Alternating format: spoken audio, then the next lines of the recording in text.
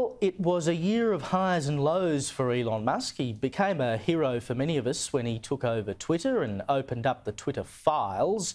We'll all be indebted to him for showing us the suppression of free speech and the collusion between big tech and the US federal government, particularly during the presidential election. But Tesla, on the other hand, has had its worst performance for the year and lost nearly 70% of its value. And Wall Street analysts reckon it's because of Musk and his purchase of Twitter. Well, joining me now is Recastle Chief Executive and US expert Gada. Welcome to the show, Kosha. Great to be with you, Caleb. Happy New Year. Thank you very much. Same to you. Now, look, overall, was 2022 a good year for Elon? I mean, I suppose you could argue in terms of the promotion, the self-promotion of Elon Musk. He certainly put himself on the map with his purchase of Twitter. But given everything else that's going on in terms of the value of Tesla, etc., was it really the best move for him, do you think? You know, that's definitely a loaded question because there's no straightforward way to analyze Musk and his motivations, Caleb. So, you know, it's a multifaceted thing for him.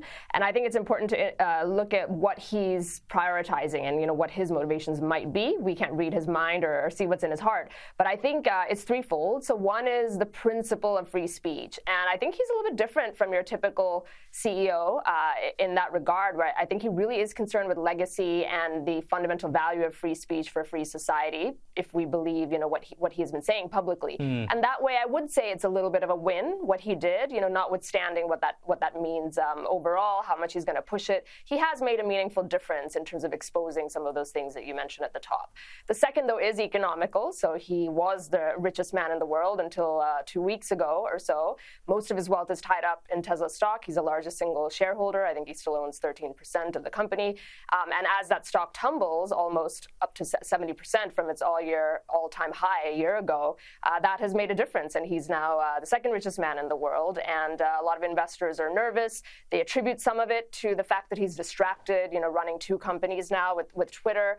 It's more than that. There's macroeconomic things going on. The tech sector has taken a beating as well. So I wouldn't put the entire reasoning for that, you know, into the Twitter acquisition. But I think that's the second part of it. And the third part is his personal brand, where that's sort of a schizophrenic thing where he's become a polarized figure. People either love him and love what he's doing or they hate him. And I think, you know, that's the third thing that he's grappling with. I would say overall, though, it's been interesting and probably not a good year for him.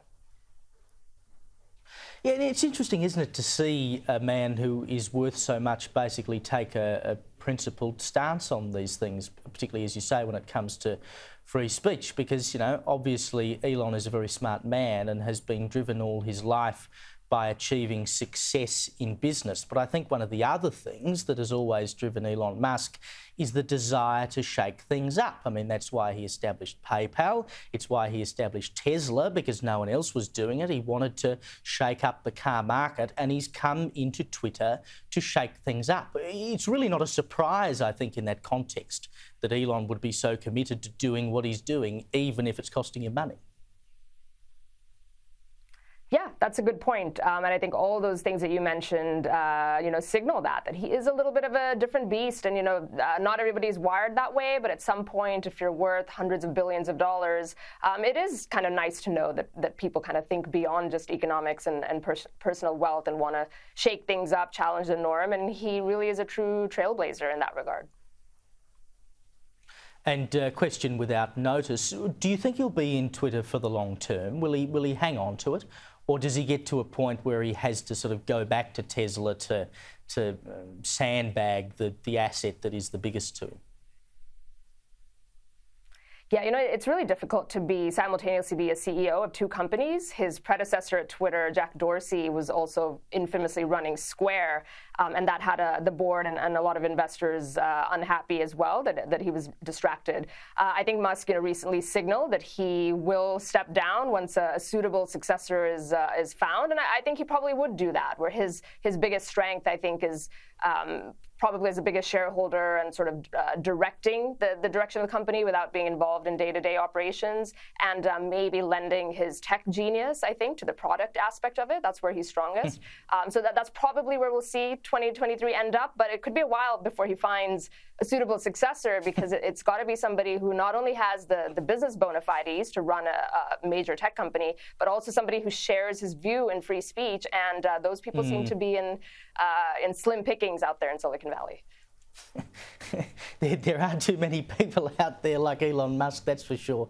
Now, while we're on the US, it's come out that the Chinese Navy reportedly conducted a simulated attack on a US Navy task group on December 21. Now, if this is all true, it was on the same day that a Chinese fighter was intercepted by a US surveillance aircraft, and they had something of a standoff. And it comes on the heels of another simulated attack on Taiwan. I mean, we've got to ask the question, how long before these aren't simulations anymore? That is the question. And, you know, the way I think about China through the lens of an American or U.S. perspective, Caleb, is, look, the U.S. and China are the chief rivals or even adversaries at this point in the world.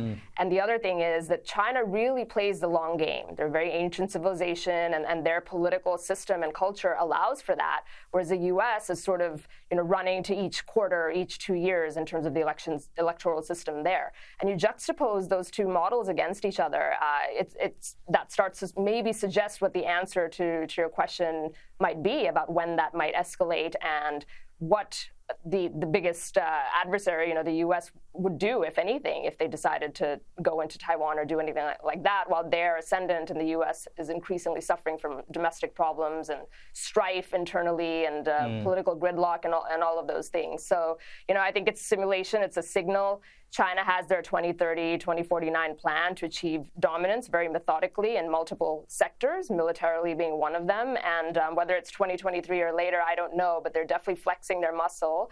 I think it's more underneath that. It's more than just show. It is about show, but it is also about strategy and possibly execution and pulling the trigger at some point. Yeah, and Australia seriously has to think about what its role would be in all of this, particularly if they went into Taiwan, for instance. But we need to be cognizant of the fact that, of course, China's not slowing down in the money it's investing in the South Pacific, in small islands. And, you know, we could well get to a point where we're completely surrounded by China and it doesn't really matter whether they want to go to war or not. I mean, they could just take us by natural attrition. Absolutely. And, you know, that's the other striking thing about their plan, that it's not just about an overt kinetic conflict, but it's about buying up all this land in places that are strategically, you know, mineral rich or natural resource rich, but economically poor, like Africa and the Solomon Islands and other things like that they're doing, as well as sort of infiltrating countries like Australia, like the US, with soft power internally. So whether that be the very lopsided immigration platform with students coming into these universities in both countries and elsewhere, or you know, just the fact that so many people in leadership across the power structures in politics and big business, et cetera, have investments and large personal interests in China. And so does that present a conflict of interest? So they're doing all of that very strategically. And yeah, I think you're right that Australia and the US and others need to think carefully, but I'm not sure that the leadership is, again, thinking on the same plane. Sometimes it feels like we're playing checkers while they're playing chess. Indeed. And just 30 seconds, Kosha, what's going to be the biggest story out of the US this year? Oh, I think probably the two political parties in terms of who the nominee will be, the whole Trump-DeSantis, you know, dynamic we've talked about there. And then on this side, is it going to be Biden? He's still holding out. And if not, who's going to be in his wake? I think we're gearing up for 2024. And so you're going to see a lot of that this year. It's a hell of a question, that one too. Kosha, Gada, thank you for joining me tonight.